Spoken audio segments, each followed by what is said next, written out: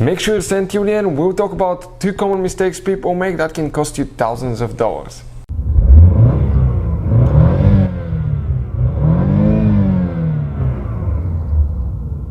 Hey guys, welcome back to Electrical Car Repair Live. Thank you guys for watching and subscribing to the channel. Today will be super helpful video to any of you having a dot charger. If you have one of those, you need to find the fuse for the sound amplifier. Stay with us, we'll explain where that fuse is located, guys. It could be under a different name as well.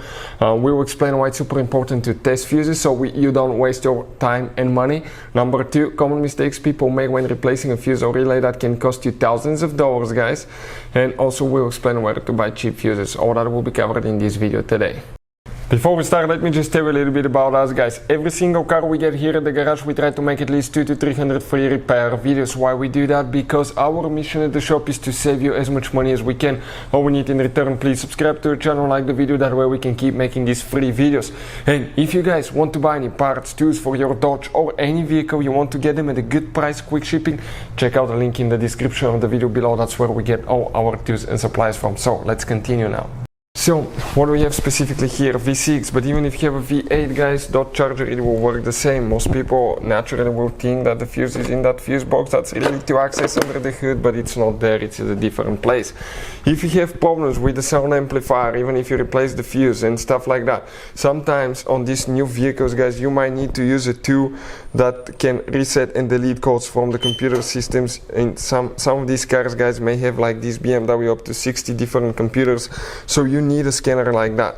Many of you ask me to recommend a good one. That's the one that we use for that price range. That's our favorite scanner. I'll put the link in the description of the video below if you want to check the current price and features, but it works on almost any car you can think of, and it's a tool that can pay itself off in one-time use. So let's explain where the sound amplifier fuse is located now.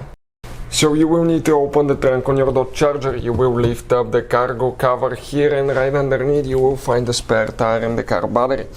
Now, first common mistake, guys, people make when replacing important fuses and relays, it's important to disconnect the car battery often, guys.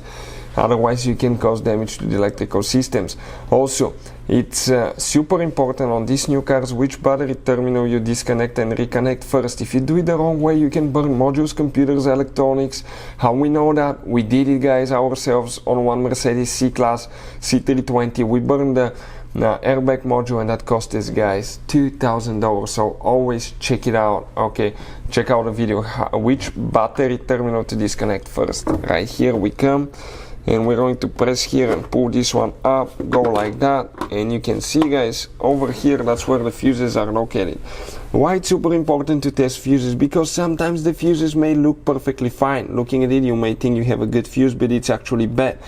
That way you will put the fuse back in, you will still have problems with your sound amplifier, you'll start replacing amplifiers or radios, other components, and you just waste your time and money when all you had to do, test the fuse, find out it's bad, replace it, fix your problem. So now we'll put a link to a special video that will teach you how to test fuses, relays, and where to buy cheap fuses and relays from. Which fuse we need to check? We need to come to that fuse box, and coming from the left side we count 4. 1, 2, 3, 4. This fuse number 4 right here, 10 amp fuse, that's the one that we actually, guys, need. So we'll go ahead, grab it and pull it out.